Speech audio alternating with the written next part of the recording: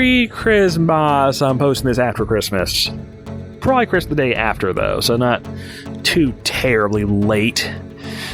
Oh, if you're late, you better call somebody. Hee. Jokes.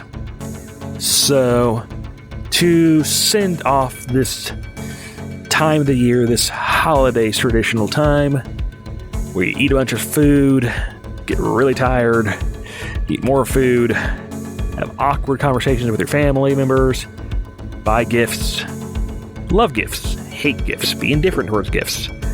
Being a cat, I may decide to scratch and roll around on the gifts. It's what I do. That tree back there, I'm going to live in that fucking thing in a few minutes. But first, I'm going to talk about a movie I saw. A Christmas movie of a sorts. One that came out last year that I missed in the theater, and because I missed it, I waited till this Christmas to watch it because it's seasonal. Because it's a Christmas movie. You get the idea. Unfortunately, I could have waited longer. That film was Violent Night. Great title. Not a great movie.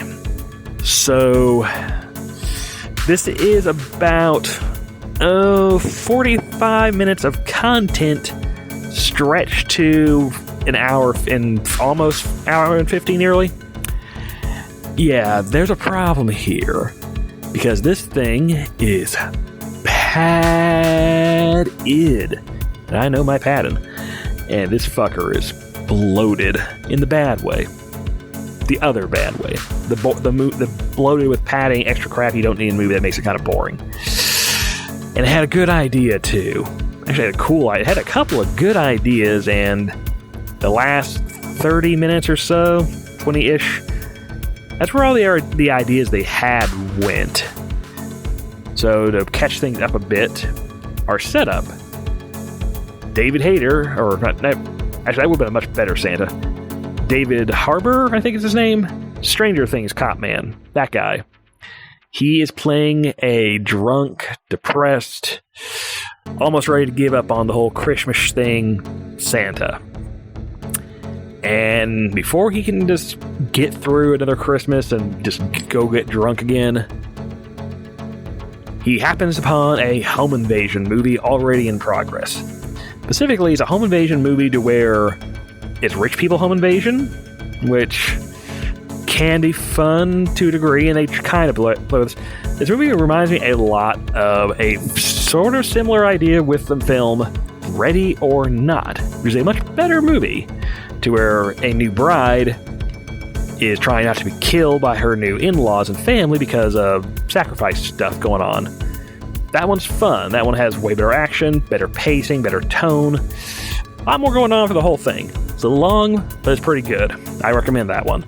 This one I do not, because this is not enough. This is enough content for a pretty good short film, stretched to feature length, and the stretching they add, the padding, diaper padding, there's a joke, does not add anything to the proceedings. It's honestly kind of boring, or just there, like you know where it's going. It's not that interesting. You're just kind of waiting for the movie to pick up and get back to anything fun.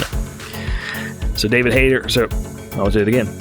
So Santa Stranger Things man interrupts a home invasion in progress and has to save a little girl who still believes, so he has to give a shit about this situation instead of just trying to leave, which he originally does try to do. Admittedly, kind of makes sense that Santa would want to involve with machine gun home invasion. Kind of like, these are gifts, I'm going to leave now, but circumstances, and gotta save the little girl.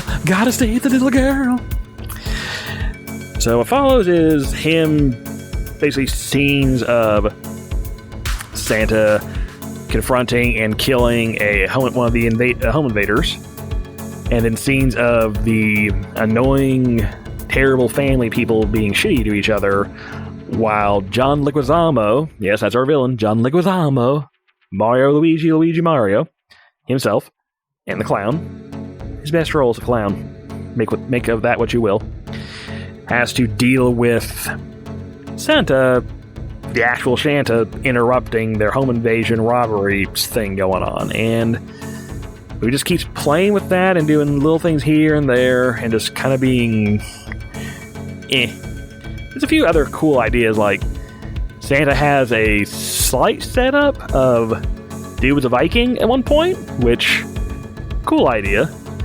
There's some interesting things the movie does not bother to go do much with beyond, well, we have a setup for Santa using a big-ass sledgehammer as his main weapon later. I'm fine with that, but, maybe we could have spent more time with that instead of the boring-ass home invasion plot stuff.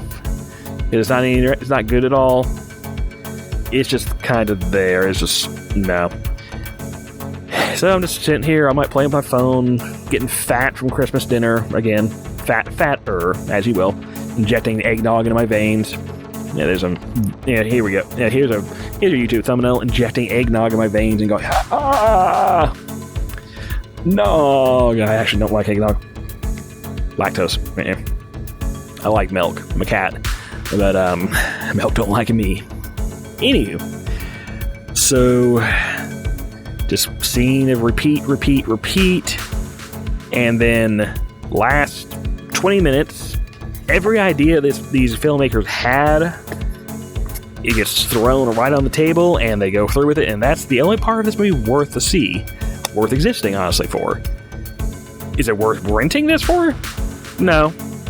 This is a movie where you should either A, come into it an hour in, so you skip all the boring shit and you can catch up real easy, or B, go on YouTube, watch the clips, watch the fight scenes, you'll get your entire satisfaction right there and save more time. That's a pretty big anti-recommendation for a film when I recommend skipping to the good parts. So, what are the good parts? Santa wiping out an entire goon squad with a sledgehammer set to Christmas music, like knives, people getting heads crushed with hammers, decapitations, ice skates used as melee weapons, people getting fed into a wood chipper, some fun stuff, and the little girl gets to do straight up Home Alone, but with consequences. So, she sets up some traps, and these traps horribly maim and kill a couple of people. Admittedly, they were trying to kill her, so, makes sense. Actually, when I was talking about that, when I thought about this part, it reminded me of Home Alone, and I'm like, clearly the McAllisters were a mob family. That's just obvious at this point. And it occurs to me that probably right after Home Alone 2 ends, and I'm not counting the third one. No one counts the third one.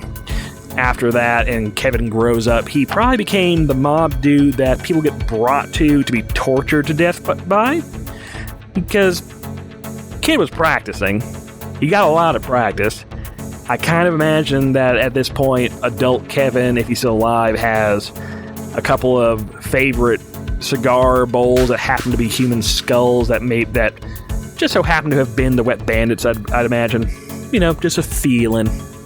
I want that third movie, by the way. Culkin, I know you're right. I know you watch furry movie review content and Red Letter Media.